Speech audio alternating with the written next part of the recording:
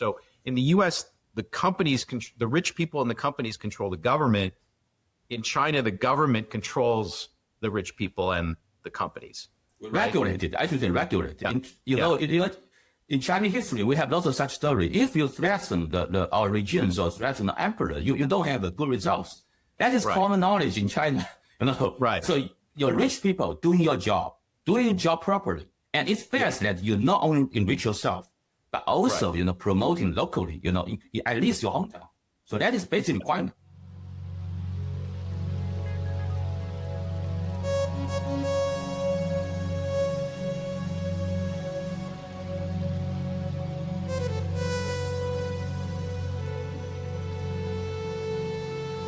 Welcome to Manifold.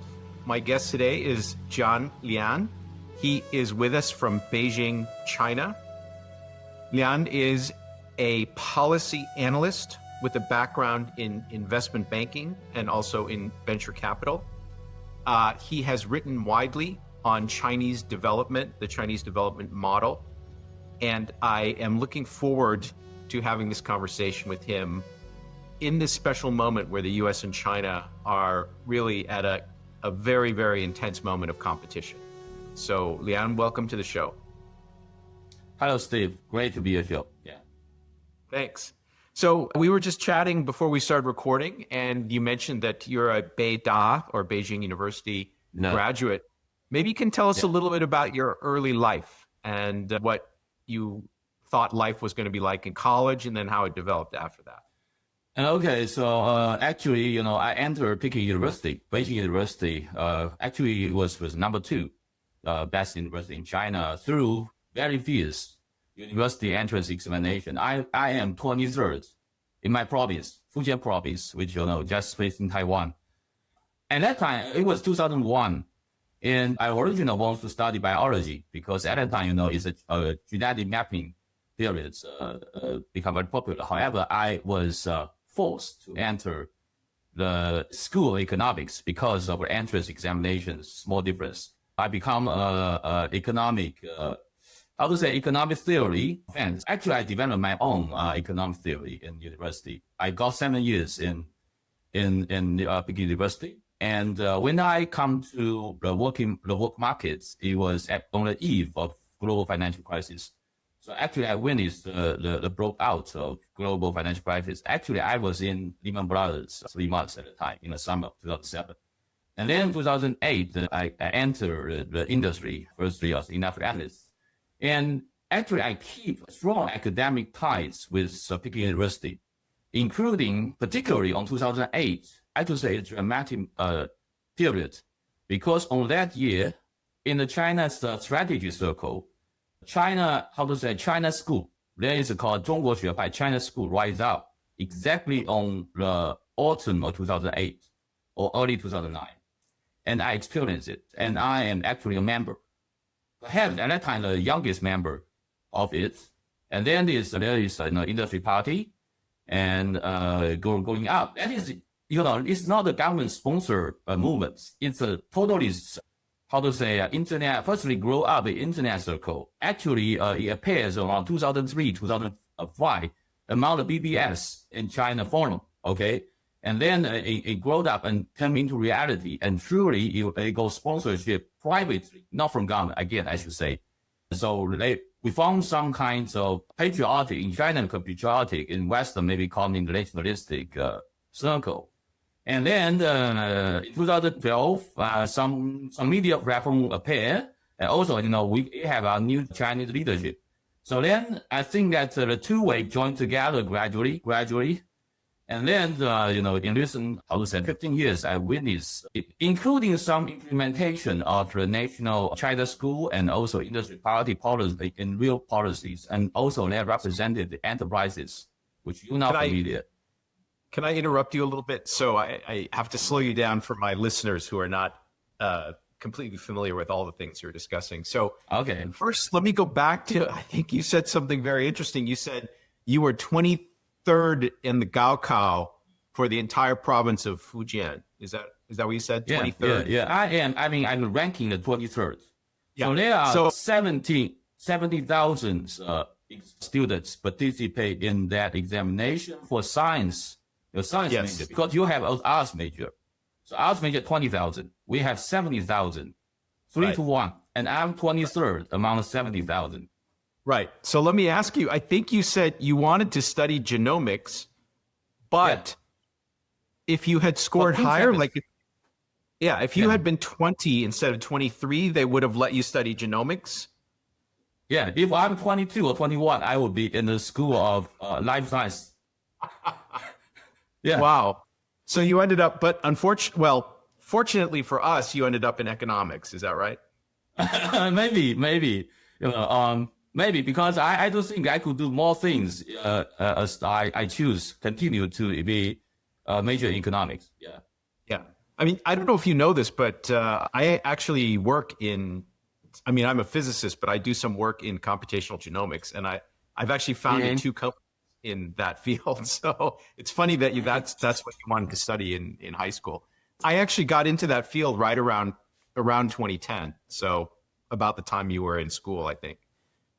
Okay. So now you mentioned 2 different viewpoints or movements on China, maybe political economy is the right way to describe it. So one of them is the Industrial Party, and the earlier one that you mentioned is what did you call it? The China National Movement? Okay. Not exactly that. I call it China School. So China School is more like a theory or philosophy or history and arts, but it's strongly related to Industry Party. The Industry Party is mainly related to the science, industry policy, engineer, and what kinds of enterprises that we should support. For example, why do you support BYD? Okay, so BYD is a typical example of rise up in recent 15 years of China's success. So Industry Party support this company, and China School also support them. They just support them from different perspectives, but they are strongly linked to each other. So if we are talking about different camps, I should say it's more like a Western school. In China's 1980s, intellectuals are more influenced in the Western world because at that time it's more high or dominant economy. And also on industry policy or economics, that is another school which competing. You can call it the liberalist, economic liberalist in China. I'm pure liberalist. However, Industry Party is also encouraging innovation. So, it's not like he is, more like a statist. So it's anti-innovation because I made such theory explanation to polarization in many of the discussion. But no, actually, Industry Party also favors innovation, but it's talking about what kinds of innovation. For me, for example, I'm strongly pro-innovation. And I actually support many of the entrepreneurs. And actually, I can tell you most of them come from private, not in state-owned companies. Some very innovative people from state-owned company may not be able to live there and come out and set their own company. I strongly support it. But I do think I'm a member of Industry Party. And I do support some of the industry policy. I know which is industry policy works, which doesn't. Because I'm also personally experienced also. So that is what the two schools I mentioned are actually similar group of people. They even overlap with each other. Okay, yeah. But maybe let me focus on the Industrial Party, because I discussed this a little bit with a previous guest, Kyle Chan, who's a Chinese American at Princeton. And at least, by the way, everything I say to you is probably more from a kind of American perspective. So feel free to correct anything I say, which is inaccurate, or I realize I only have an outsider's perspective about what really happened in China, say in the last 20 years. So there's this perspective that in the 2010s, there was a real rise of internet companies, but there's a perception that kind of technology, building apps, websites, e-commerce, is not a kind of deep technology. It's not a real industrial base for the full development of the country. And lately, a lot of American thinkers, intellectuals have encountered the industrial party in China, which advocates more for things like manufacturing, building real things, something called industrial maximalism, saying that there's no such thing as oversupply in China. China should just continue developing its manufacturing capability until it, maybe even eventually dominates the whole world in many different verticals. But I think what you were saying at the beginning is maybe the early evolution of that industrial party view did not come from the government. It came from people talking to each other on the Chinese internet, even going back to something called BBS, which for Americans is kind of just like a chat forum. People chat forum. Yes. Chat forum. But as we all know, in the internet age, a lot of intellectual stuff comes from there, not necessarily from the government or from universities. And so there was some early theorizing about what is the best development path for China. And that industrial party is a particular view on how it should work. And your book, you wrote a book which was published, I think, 2016, but you had been writing it the years before that. The book is called The Truth About Capital, Capital Markets, and the Internet. And some aspects of your book are really anticipating or endorsing some of the views of the industrial party. So do I have the rough picture right of what you were talking about? Yes, exactly. Okay, so let's talk about, imagine there's a debate going on in the 2010s in China. And on one side, you have people like Jack Ma or people who are really pro-internet. They're really pro-Western perspective. I think you mentioned this.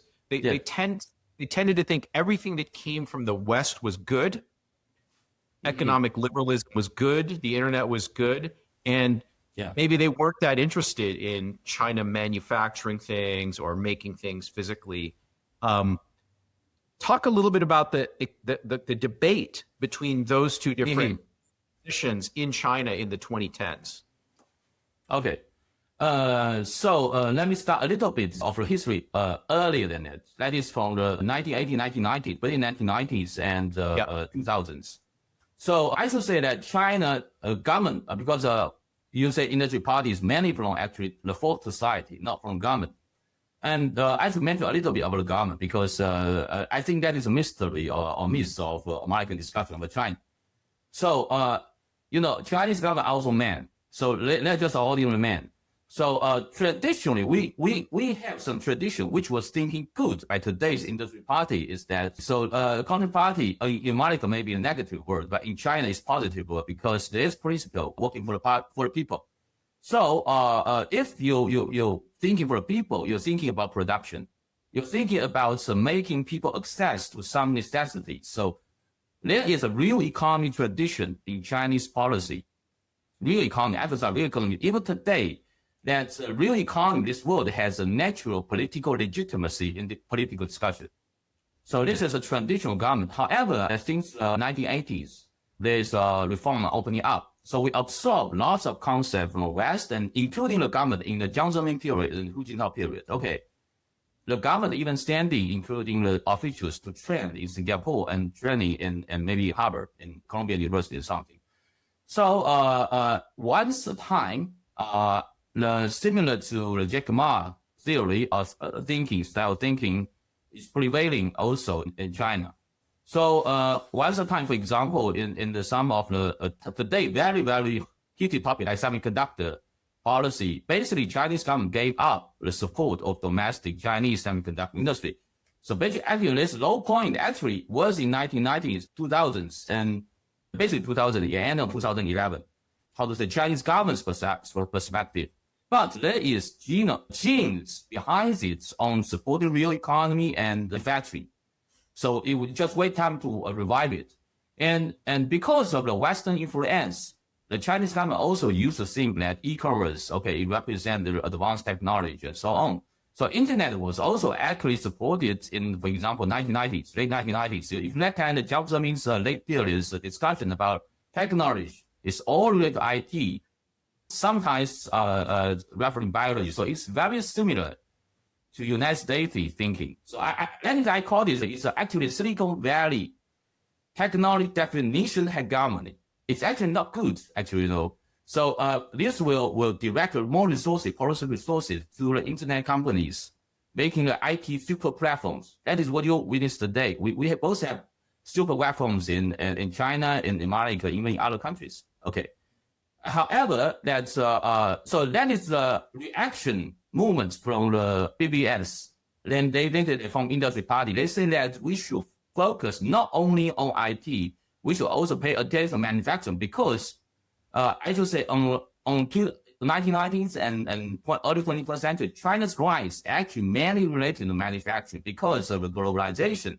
So the industrial base, the manufacturing moving to China. Many industries, all of industries, moving to China. And also China's domestic, not only driven by export, but also our infrastructure building, urbanization. There is lots of, for example, steel companies. Steel was thinking to be so-called traditional industry in many of the countries.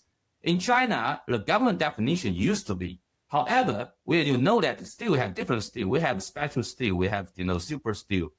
So there is lots of technology also on this field. So industry party emphasize on this, that we should pay attention to this. And the question is that how to formalize these continued technology innovation in these fields. There's no such discussion in the West because the West had entered deindustrialization following globalization process, particularly in the 1990s, and accelerated in the 21st century. So discussion is in China. So that is industry party and some genes, transition in governments, they intersect with each other, and then forming a systematic view of what China policy should be. By the way, I should add Finish your thought. Okay. Yeah, finish your thought. So on the Chinese government tradition, there's a very, very important elements on one industry, electricity. So China is, because we used to have a prime minister called Li Peng, he's educated in Soviet Union. So he's an expert on electricity. So in the 1990s, when the West is deindustrialization, demolishing the hydro dams, China is strengthening it. We have three gorges. So three gorge approach is very important to continue this tradition in China. So we become the very important country actually absorb all the knowledge from USA, from Europe, from Soviet Union, from Japan here. And then we, refine it and promote it to, for example, our state grid. And this supports China's surge on new energy and also new energy vehicles. And also today's AI is a huge power consumption. And while at the same time, the stagnation of that same period in that area in the United States forming obstacle for the development of these areas. So, yeah. Great. So actually, let me put up bookmark. We'll come back and talk about the electricity grid in China because I think this is an important topic. But coming back to the political economy and the ideas that are circulating in China, I think you said, so the industrial party really has its origins in the people outside the government, people writing on the internet. But I think you said the government has, I didn't catch the word you used. Do you say genes? The government itself? Because tradition, embedded the tradition on this. Yes. So within the communist ideas in the government, there are ideas about material production, producing the basic goods that people need. And so there's some continuous emphasis on that kind of thing, going back all the way to the origins of like modernization and things like that. Yes. But I want to ask you, so the Western caricature, the cartoon picture that we have of how the Chinese society decides what to do is that it's all top down coming from the government, and the government decides, and then that's what society does. But for these particular policies that the industrial party supported during these years, was it just a coincidence that the government decided to do what the industrial party proposed, or was there some complicated interaction between voices outside the government and voices inside the government that ultimately led to the policy? So maybe you can give some color on how it worked. Okay. So just give you an example, which is now you focus semiconductor. Okay. So how semiconductor boom starts, taking place in China. Before 2012, because at that time I'm already industry analyst, so I have very strong impression that China's semiconductor is very poor, in the poor state, because of the lack of enough funding. Before 2012, there's only the state project, which is not enough. And actually, most important at the time, there's no venture capital invest in China, invest in semiconductors. They all invest on internet, like Jack Ma, okay, like Baidu, okay, like Tencent, okay. And things change because one member of the industry party, actually, he's a de facto member of industry party. He's electrical engineering master, I think, and later he got PhD in the United States, not on EE, but on sociology. He writes an advice paper with 10,000 Chinese words. We call it 万言书, okay, 10,000 Chinese words on semiconductor development. And his classmate happened to be lower rank official in the MIIT, Industry Information Technology. And he's my friend. This writer is my friend. Okay, he is a very, very kind of balance between the science, engineer, and policy. He's super smart people. He is the number one people in his high school examination, and he has responsibility. So he write this paper, and then he handed it to our deputy prime minister at the time, who used to be the head of the NDRC, which is Gosplan, Chinese version of Soviet Gosplan. So he adopted, his idea was adopted. So later, I think in your area, you may have heard of it, China has a mega fund on semiconductor with the very, very big money. And this big money firstly was invested into the fabs, SMIC, and renew it, revolutionize it from Taiwanese people, because SMIC actually founded by Taiwanese people. Mm-hmm. And so that is the result of interaction between the non-government people, which belong to the ideal industry party and recommend it, and political crisis system makers China has such official who is smart to listen to such advice and then make it reality. But actually, I won't. A small group of us want to be the consultant for a mega fund actually originally on 2014. So, okay, so that is the story. So that is your example, typical example. Yeah. Let me recap that again for the listeners. So you personally know someone who has a background in EE, but also in social science. And this person is an intellectual, not part of the government, actually, right? Yes. Yeah. But he convinced some, not the highest ranking official, right? But somewhat senior official, that China should put some emphasis on building its semiconductor capability. And this eventually led to what we call here the big fund. I think in English. Yeah. Okay. And so this would have been in the 2010s, right? This is. It happens on 2012, the first year on the year zero of our national leadership come to power, and it was adopted in 2013, and it was launched in 2014. Got it. Okay, so it's an example of the influence of actual thinkers. I mean, when someone writes a 10,000 word policy paper, but there's someone in government who's smart enough to understand it, and it becomes implemented. It's an example of decision-making in China not being top-down, right? It's, different parts of society are participating, right, in determining what the national strategies are going to be.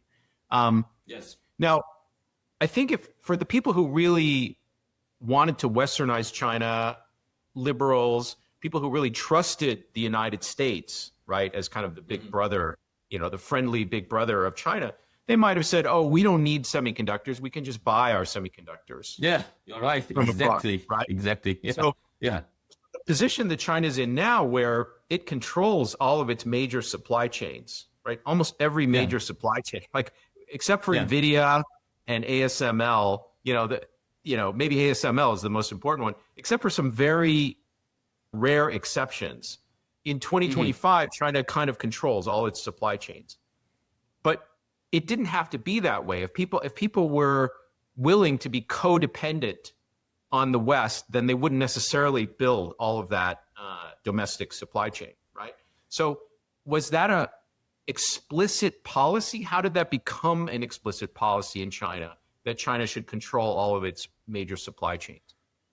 I should say that it's not kinds of China intend, from the beginning that China has, a very clear initiative to control globally its production. It's basically it's forming when we started doing it because China is very efficient and energetic. So when we started to run something, for example, when we adopt the strategy of developing electrical vehicle, and then finally, we find that we surpassed that basically Germany and Japan in many perspectives. So they got nervous. Such argument used to study with the national economic safety. Even I can tell you the EV strategy is not related to climate change topic at the beginning. BYD's reason for developing its EV in, for example, 2003, 2004 is not related to climate change. It's related to get rid of the oil dependency overseas. Because China has lots of coal, we can generate electricity. Okay, of course, the hydropower can also generate electricity. So in this way, China's transport system, besides the rail, okay, on the roads, the vehicles could use EV strategy to get independent from the oil dependence. So many of the topic we discussed today is not, at the beginning, it's not like what you imagine. It's from another reason. And this reason, I should say, is a very natural reason for a super large country like China. So, today, sometimes I can understand United States, some MAGA people are arguing that we should also have guarantee a basic industrial base. Russian people are also talking about reindustrialization. I can understand that. But the question is that what extent and what strategy you can use to adopt. So would you say at some point, though, perhaps in response to U.S. sanctions in the last 5 or 7 years, the Chinese did develop an explicit view that they should control their key supply chains because those supply chains might be cut off by the United States? Like, did that become an explicit component of strategy in recent years? Well, I should say that in many perspectives, we should thanks to U.S. sanctions. For example, U.S. sanctions on Huawei, making Huawei more patriotic, made Huawei more, supporting China's domestic innovation chain, industry supply chain. Because otherwise, Huawei is not kinds of, so-called nationalistic inclined company that many Western imagine. No, it's not. Actually, somewhat, not 100%, is opposite. So for example, on its supply chain purchase, they used to favor Western supply on the key components. So in this way, that there is no positive feedback for China's innovation. Some is catching up, some is not catching up, some is, from another path, development strategy, technology, very unique. But Huawei's strategy used not supported. However, in 2018, it was sanctions. I say good. So in this way that we're making a big purchase domestically. So it started as positive feedback. I should say this become consensus in China now. Yes. Okay. But consensus because of U.S. actions, because of U.S. sanctions. I should say that the U.S., for example, Biden's CHIP Act accelerated. Yes. It's accelerated, yes. Cool. Yeah. So I think you and I are in agreement. My perception is that a lot of the Chinese companies prior to these sanctions would prefer just to use the existing Western suppliers. Yeah. Why should you risk your fab, the efficiency or the yield of your fab on some local product when you can just buy the product from Japan or Germany? South Korea, for example, Japan. South Korea, right.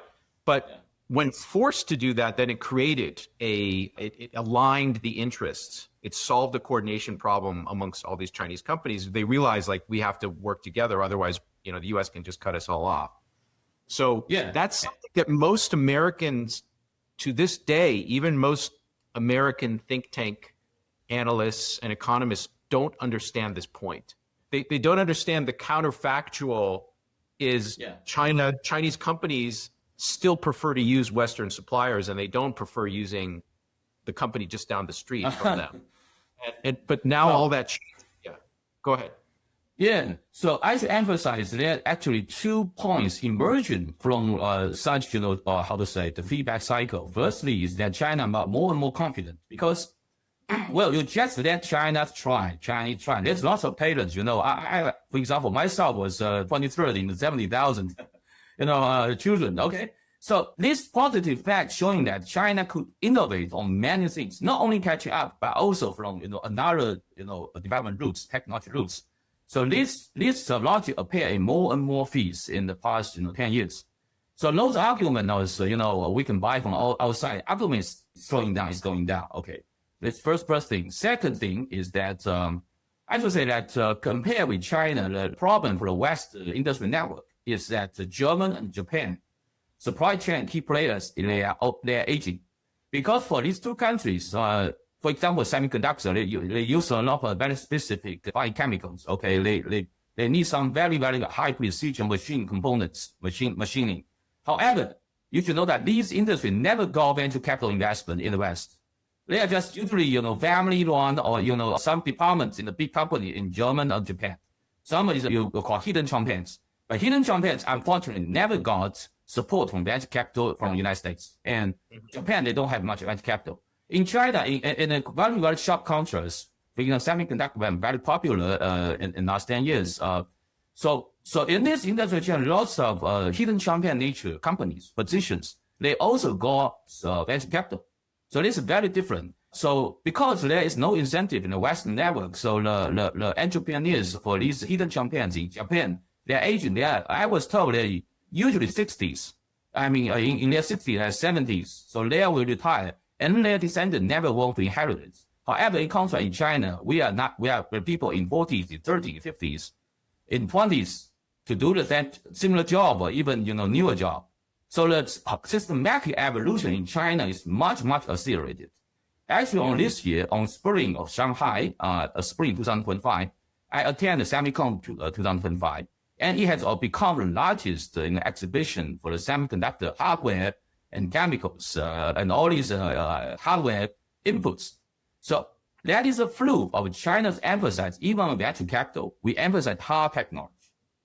So this change was taking place in 2017, 2018, because this term hard tech was innovated by someone from the CAS system. And I know that people actually exactly. So I witnessed the rise of hard tech. Personally, I don't think it's enough. I think it should be, adjusted to be more efficient. But I should say that the development of hard tech, its achievement has beyond my expectation back in 2015. And I'm honestly, I'm very satisfied with the current result we see. But I think there's more room to do because there are more innovation people in China is worth supporting. So that is my basic conclusion. Okay, you raised a bunch of points that I want to drill down into. So one, you mentioned the human capital issue that a lot of these, I think you called them hidden champions in Japan and Germany. Champion.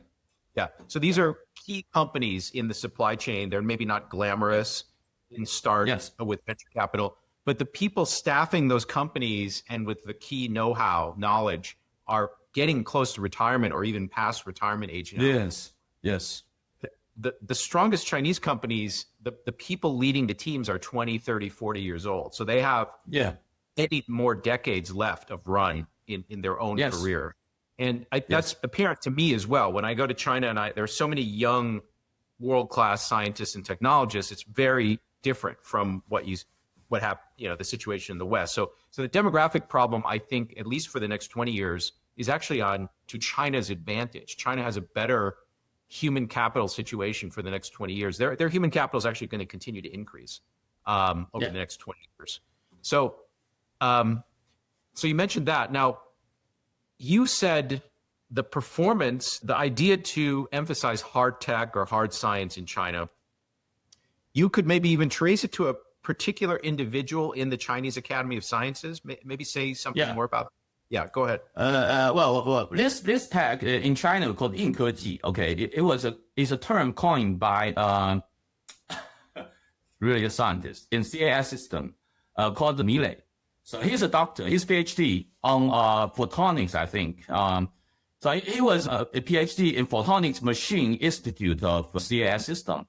And that institute was located in Xi'an. Xi'an is a very special city. It's not the first-tier city, but it's an Asian capital of China. And it's also the industry, one of the most important industry cluster in 1950s when Soviets aided China's industrialization. But in the 1990s, even the early 2000s, I think it's a you can call it gray city. It is that no one pay attention to it. So there's lots of, including the military industry, including the research there. However, they don't got support from the Chinese governments in 1990s. So the pay is low and so on. Of course, no venture capital go there. And then the CA system, they got some of their own invention. They think that it was some kinds of investment. So they go to Shanghai and Beijing to look for investment, venture capital, and zero. That happened. I was told in 2010. And then he go back to Xi'an and say, why don't we set up our own venture capital? So they go to the coal producing area of Shanxi province, which is quite relatively rich at that time. They go to Jian Lian. Okay, they go to Yulin. So they collect the money from those private entrepreneurs and invest in their own project. And also set the angel funds at that time, very small instead. And then what happens is that they just catch up with our new leadership. So their achievements, starting up achievement in 2 years, got attention from our top governments. And then our national leader, when he visits, inspect Shanxi province, he visited this institute.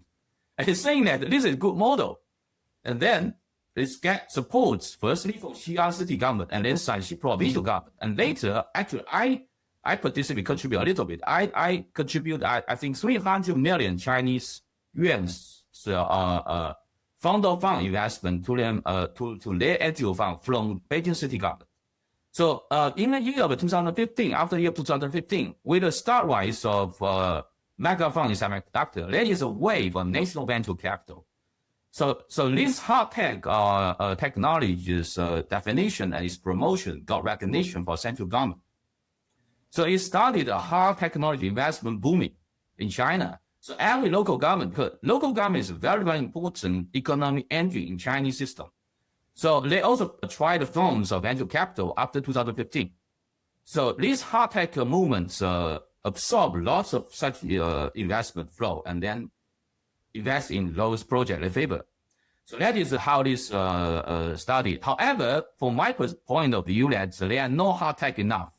That is related to one I should say that Silicon Valley technology definition hegemony. Because Silicon Valley has a power to define which is technology, which is not.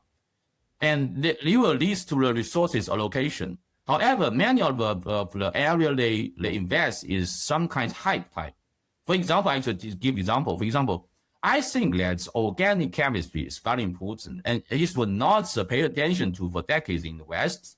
Of course, in China, we are just production, but the new innovation in this area is reported. However, the Silicon Valley will define that, for example, synthetic biology is very popular, it's sexy. So you just invest in synthetic biology. However, synthetic biology is production cost maybe numerous times than the good organic chemistry methods. So for the hard tech movement today, which I'm not satisfied, is that they still invest a lot following the Silicon Valley defined sexy area, not clearly defined have a concept that, okay, this area is very important, it's a strategic need by our country, even for the humankind, the development is very important, so we should invest in that. No. So that is, they start this concept, but not good enough. But that is the process of a hard tech movement.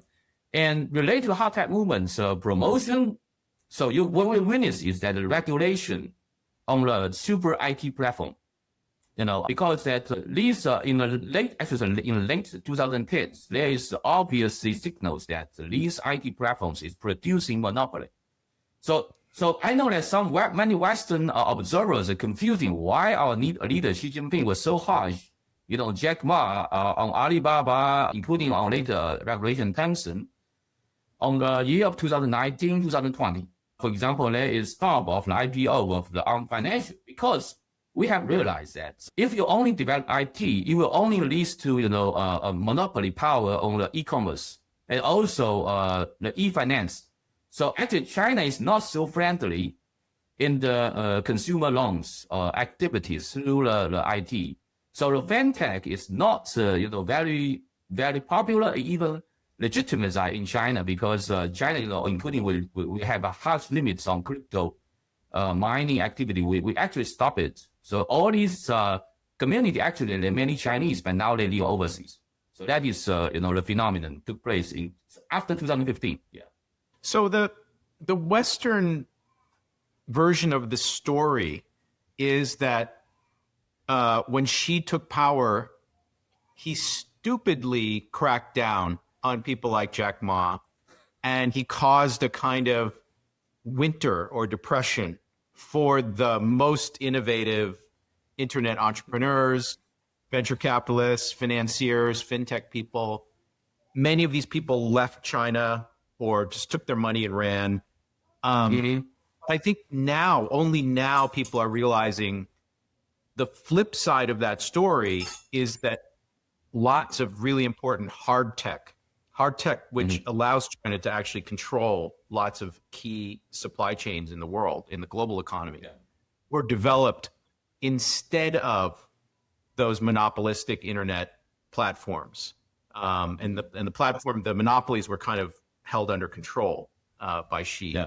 I think only just now are Western intellectuals or economic analysts coming to this realization, whereas just a few years ago, the story was just China is a basket case now. Xi has ruined innovation in China. They were actually quite happy about this because they thought, oh, China will never catch up, and now there's very little venture capital in China, et cetera, et cetera. So, but I think people in the industrial party realize this ultimately is a victory for Chinese development, not actually was not a bad set of policies from Xi. Is that fair? Yeah. Well, I should say that, of course, there are different opinions in Chinese society. So some Chinese, including entrepreneur class, they have a similar view as you mentioned about that. But usually those entrepreneurs not from, especially high-level manufacturing, is maybe related from, for example, real estate sector, from the service sector. They might have a similar view. They were treated Jack Ma as, superheroes. However, Jack Ma was never only superhero in Chinese society. They are all two sides of views, including the views on Tencent, Alibaba, and also, by the way, but on TikTok, on ByteDance, also, there's different opinions. I can tell directly because ByteDance founder is, he comes from the same hometown from me. So when he's at TikTok, our hometown middle school circle, we have a word. We say this app may have poison because, honestly speaking, make people addicted. So that the internet development, the app development in China, we admit that it make people convenient in life. Definitely, that is his job, okay, his achievement. We thank him. However, we have very early, with zero potential danger of monopolize and control. So China actually wisely adopt the policy early preventing all of this. So if you look at the situation in Russia, for example, I want my Russian friends that you should take care of those, super app because their business actually will very quickly, go into the consumer loans. By the way, they don't give the product company loans over. They only solely rely on consumer loans. And sometimes it will come into predatory loans. So, the people who was assassinated, Charlie Kirk, he was complaining about the predatory loans phenomenon in the United States. In China, we have to do it early. So I always say that why Charlie Kirk because you go to China, the sea, you criticize every day, you treat us as but actually you should learn from us. We have early predict all of this and prevent all of this. So today, Alibaba and Ant Financial was under control. It's kind of become a public welfare platform. So you should not earn super high profits through loans, consumer loans, but you provide, universal, accessible financial service to the ordinary people. So that is a perfect integration of socialist and also Confucius, Chinese traditions, Confucius idea with the modern technology. So that is my idea. Yeah. I think the simplified way of expressing this is to say that in the United States, companies are allowed to become all powerful, and eventually the companies control the government, because the way our political system works, to rise to the top, you need to raise a lot of money, and you raise that money from billionaires and oligarchs and big companies. And so it's very tough to break up a monopoly, even if it's an obvious monopoly, because that company by that time has so much influence in government. So in the US, the companies, the rich people and the companies control the government. In China, the government controls the rich people and the companies. Regulated, I should say regulated. Yeah. In Chinese history, we have lots of such story. If you threaten our regions or threaten the emperor, you don't have a good results. That is common knowledge in China. Right. So your rich people doing your job properly. And it's best that you not only enrich yourself, but also, promoting locally, at least your hometown. So that is basic requirement. Got it. So let's come back to, I'm still unpacking. You said so many interesting things like 10 minutes ago. I still want to come back and unpack some. So is it 2015, we had the Made in China 2025 plan. Yeah. That's right.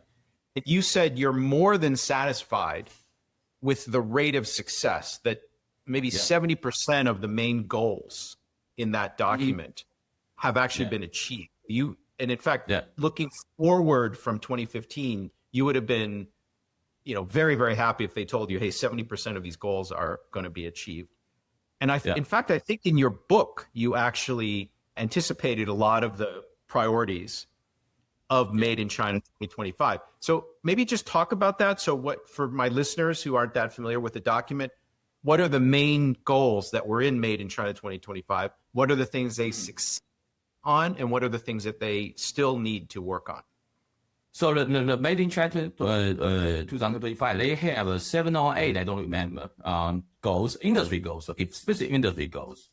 So some of them are widely known today, such as the new energy vehicle. That is most widely known. Okay, BYD is the ATL battery producer, and then it's new energy, and then is so-called, they borrow a concept from German, even United States, like smart manufacturing. So actually, I don't like the word. Okay, it's too high. Okay, but however, for example, robotics, and actually something which had very usually ignored, machine tools. Heavy machines, new materials, including chemistry, organic chemistry, and also steel, metal, okay. And then, of course, medicine, they call advanced medicine, medical machines, and, well, there may be others, okay, I don't remember, but basically it's such these way. Of course, also the rail technology, for example, high-speed railway and components and so on. So this story actually started earlier than that. Some area of them has earlier launched development, for example, high-speed rail. So that is a story happens 10 years ago, earlier than 2015's plan.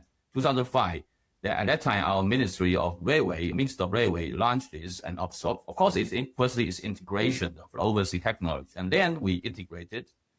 And actually, by the way, it is very similar to what happens in electricity technology. That because China is only country who has huge investment on infrastructure in the railway network, just like electric network before. So all the technology flow to China. And then there's also Chinese patents absorb it and reinvent it. I think that the first area which become the milestone is rail technology. And then almost at the same time, but a little slower, is new energy vehicle.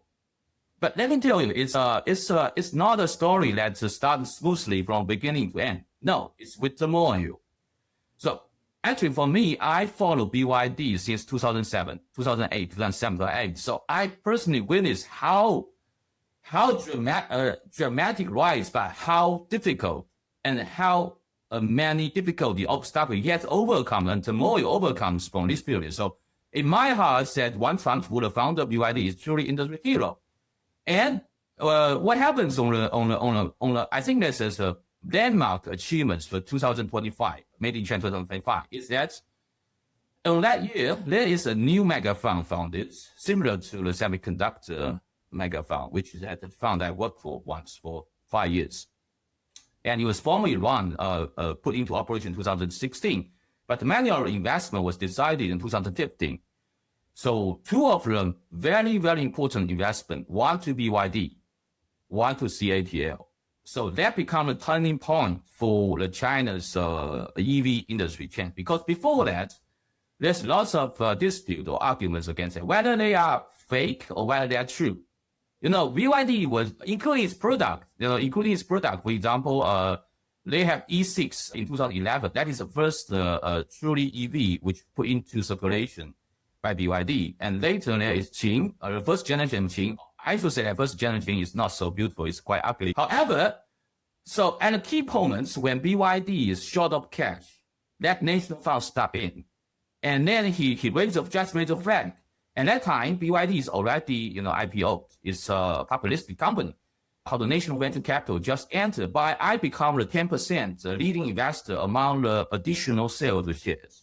And that's additional shares making 15 billion Chinese yuan to BYD.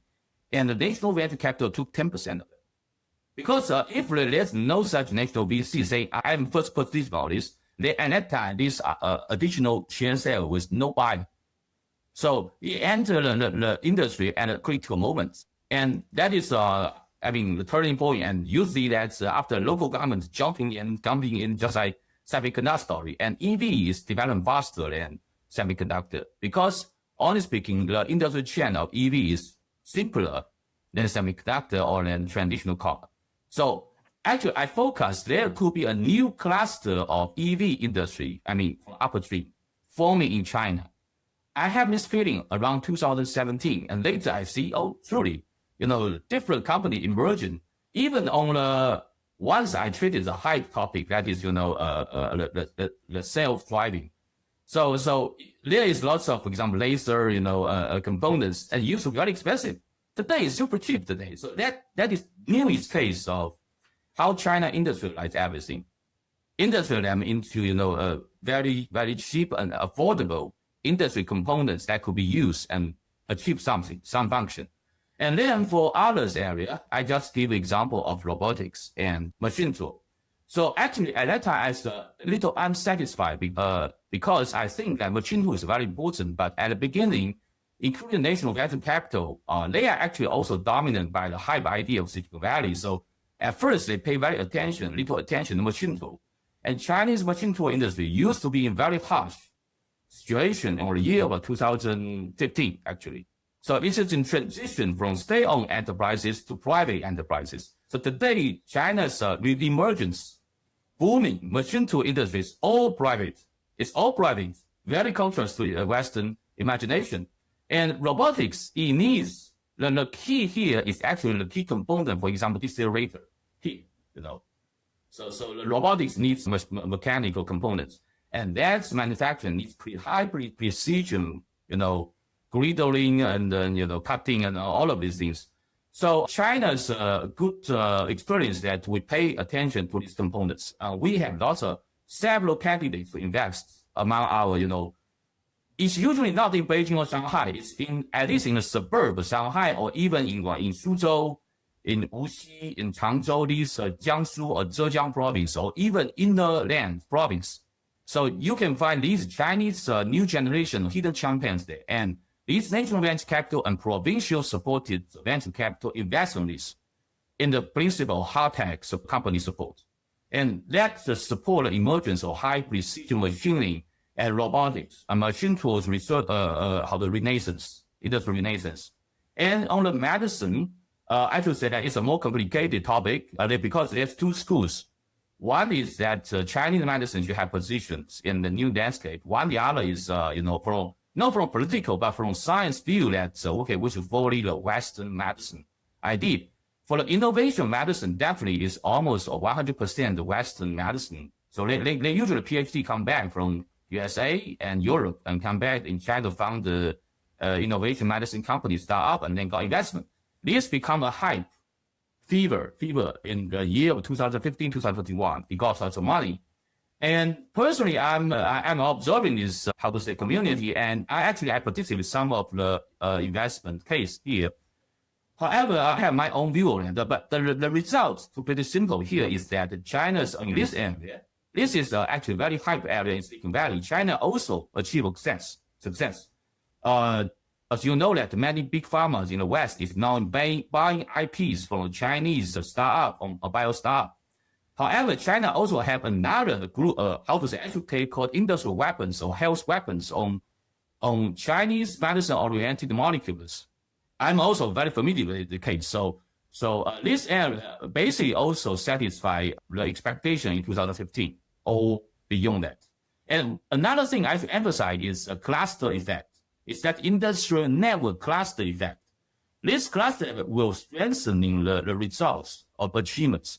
For example, in semiconductors, it really get beyond my expectation is because this cluster effect. Maybe the research there is not the best talents. However, lots of people coming here and lots of, new graduates from the corresponding major coming, and that truly accelerated the R&D and also industrialization. I think the biggest obstacle for today, for example, in Silicon Valley today, there is another group of people initiated by Peter Thiel, right-wing accelerationists. They have a similar emphasis, on hard tech. Of course, they want to choose military tech to become, for example, Unreal and so on, to doing similar things. However, I think the biggest challenge for them is they don't have, enough industrialization basis, particular industry network and cluster. They don't have. And this cluster network is definitely in China, in Yangtze River Delta, in Pearl River Delta, and also other areas which the Western doesn't know. We know many clusters in the inland province in China who produce nodes. Good. Let me ask you two questions. Coming back to the state grid, so this traditional emphasis in China on developing its electrical capabilities, my impression is that in China, they've mastered ultra high voltage transmission, long range transmission. Mm-hmm. And the stereotype or I think the impression a lot of people have in the West is that solar is hype because of the intermittency problem, because the sun is only shining some number of hours, and the grids here cannot handle this. You have to build enough failover capacity so that when the sun is not shining or the wind is not blowing, you can turn on all this other generation. My impression is that because the grid is more advanced in China, they can reliably shift power around the whole country from very sunny northwest regions to the eastern seaboard. So can you talk about what the general impression is within China about the future of solar and other renewable energies and how it interacts with the grid? Firstly, let me talk a little bit about the development of state grids. Okay, it's actually not only technology development, but it also it is a key development strategy making process. There's also disputes among it. It's also integrated with some ideological bias. So the ultra high voltage technology was decided by one super strong man in the state grid development. It's called Liu Zhenya. Then he was called China's electric network emperor. He ruled this company, super company, from the year early 21st century when state grid was legally formed, because it's a result of reform of China's Ministry of Electricity. And then I remember till 2014 or 2015. So Liu Zhenya personally decided that ultra high voltage should be adopted because of ideology. Because in electricity technology area, they also have ideology. So ultra voltage technology was thinking to pro-centralize. They also pro-decentralize. So China's way is that because Liu Zhenya is historically deciding the pathway, the development pathway, to adopt this. But at the same time, we also adopted flexible transmission technology. And they become, complementary to each other. Basically, it's like this. I'm not an expert. My imagine is like this. Because that for the new energy, yes, it's intermittent. It's usually interrupted by clouds, not only at night-day shift character. They need some kinds of strong grid to absorb the impact of this change. So I think ultra voltage technology provides spines for this network nature and flexible.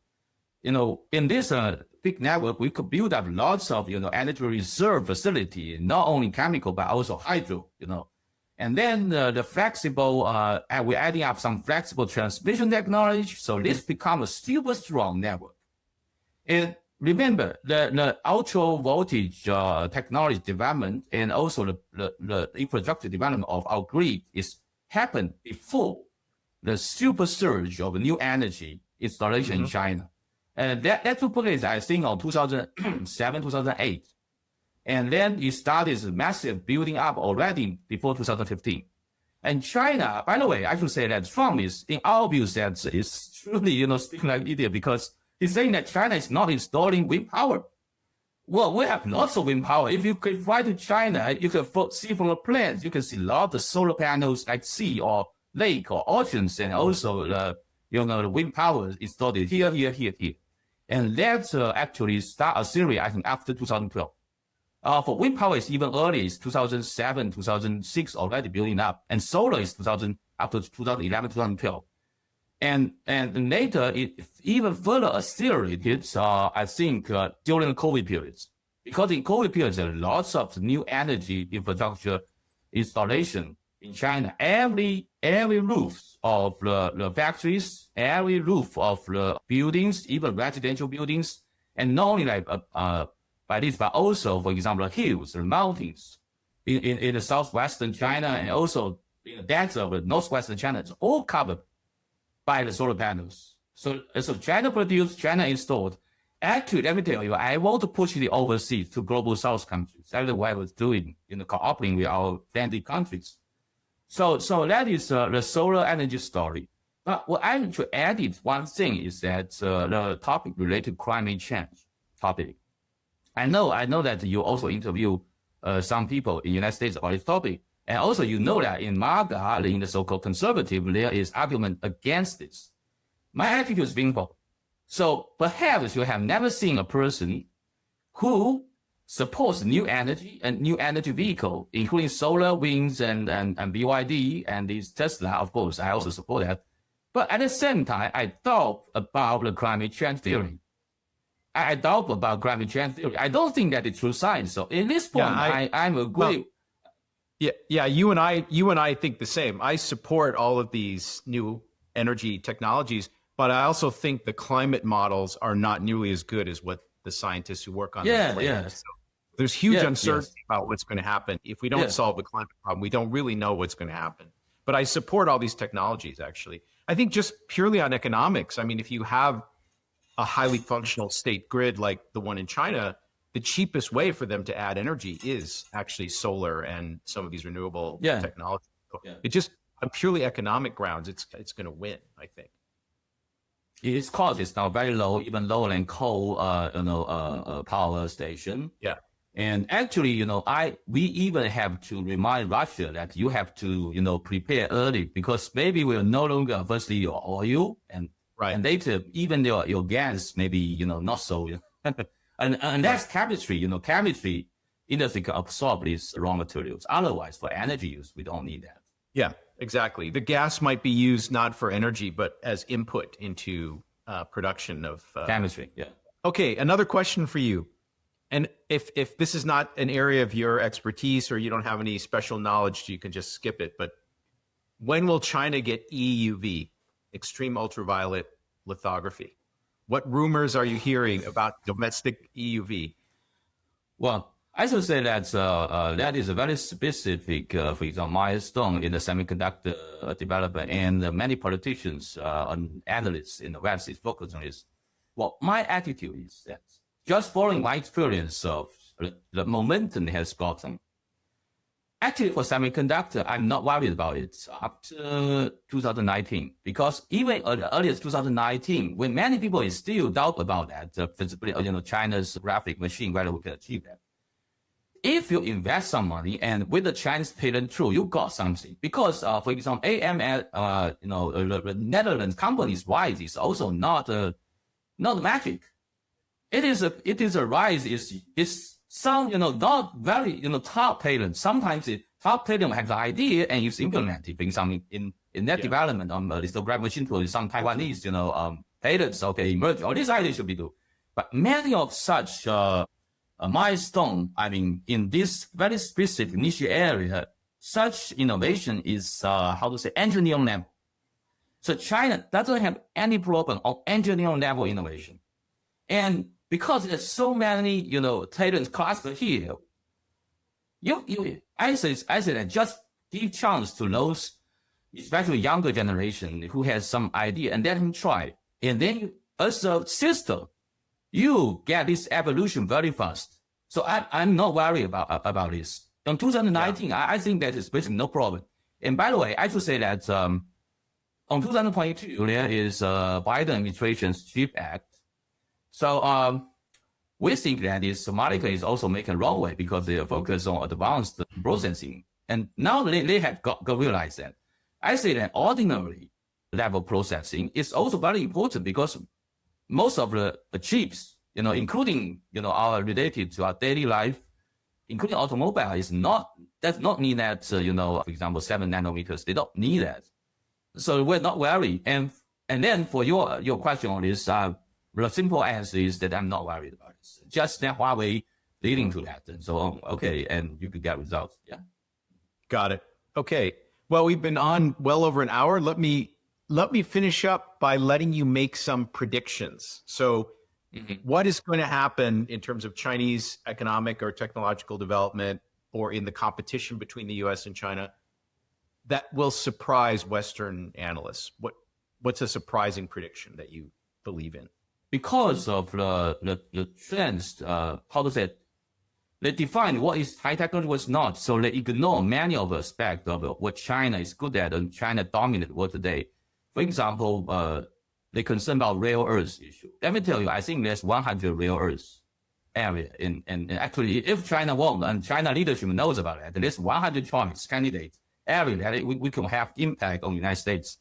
So I think that China is basically, how to say that, on the way of quickly development and also including making some new areas, totally new areas of technology development. And that's, in general, I think the United States should know more understand more about China, particularly those MAGA people. I mean, for example, Tucker Carlson, she should not focus on the so-called his rumor that these drug guns in the United States. She come to China to see what's happening and learn from something that can learn from here. And then go back to think about reindustrialization. That is the area we didn't touch much about today. I think the United States still have some chance on there, but starting from some simple area. Basically, my thinking. And also, for me, personally, what I promote here, that is China should go, we should consider, because I think globalization is over. At this point, I'm very similar to MAGA people. So on China's side, I'm thinking of a China strategy. So we go global south. We should build up a Chinese, including our economic financial circle here, economic circle, and making them to industrial, not maybe at least development. Okay, they can never achieve what China has achieved on industry network because China is a super large country, but they can join this network, join this circle, and then I should say artificial market could be created, and those imagination of oversupply in China. So because the logic today in many of the, including the MAGA elites, is that we just raise tariff, and then we could get suffocate this Chinese industry, making it not able to export. Well, I should say that don't expect too much on that. The Western consumer market is the god of Chinese industry. We could invent its own markets in global south if we want. And also in China, actually, China's living standard is also quite modern if you come to China. So that is our size promotion. Okay. Do you think the Trump administration learned through this tariff process that they actually cannot win a tariff war against China? Do you think they realize that now? I think they realize a little bit, but still they have hope on the tariff strategy. But on my opinion, tariff strategy totally useless. We have 100 early rare earth area to implement if he again runs tariff war. Yeah. Okay, final question. 10 years from now, if I put $1 million into the Chinese stock market, in 10 years, will I outperform the S&P 500? Well, that is I think that is only area which I would say probably not, because that is related to, how to say that, the different national strategy.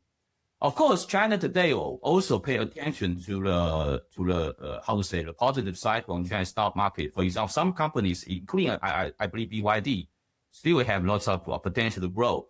If you think about financial return, if Chinese yuan not appreciate against US dollar, I mean, still keep the exchange rate stable at 6. By the way, I think that is not good because actually that is a result by some pro-Western financial elite in Chinese central bank. But I should say that the American stock market performs so well because it's kinds of not actually conspiracy, but everybody is pushing, United States stock market go up and up and forever. However, for example, real economy support the USA stock market is not good, So the same, for example, even a company which is much smaller than Chinese counterparts, he's enjoying very, very high valuation in US stock market. So if you are printing money or creating currency to raise up the stock market, and by the way, that is still relying on US dollars still as a hegemony currency globally. How can China play on that on stock market? So, but in China's side, in our ruler side is that it's maybe not number one important. Okay, we could make a Chinese stock market reasonable, growing up, and some of the good companies, for example, BYD or Cambrian or some of these companies, and SMIC, they could grow up and maybe new companies grow up. And not only on these high value, but also, for example, on real economy, on special steel, on chemistry, we could have a similar good job done companies. But we don't pursue that seven sisters in the United States. Okay, that is unhealthy actually. That widens the society's wealth gap. Okay, so that is not the good things. It's only making the oligarchs richer and richer in the United States.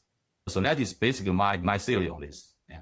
Okay, but you didn't answer my question. So you have $1 million and you have to either put it into an index for the Chinese market or the S&P 500, and your children are going to get the benefit of the returns. That is from your point, but American citizen. My suggestion that for the Chinese, if you want to invest in China, just invest on the Chinese, the very, very trustful company like BYD. You just put 100% on BYD. I think that's a good choice, not on index share. Okay, because I know it is shares. It's just fluctuating, something like this. I have two big positions in Chinese equities. One is BYD and the other one is Alibaba. And both have done well for me in the last couple of years. So okay. All right. Yeah. Jian Lian, thank you so much for your time. I'm sure my audience enjoyed hearing from you. And hopefully we'll have you back on the show again sometime in the future. I'm looking forward also to discuss other topic in future. Yeah. Great.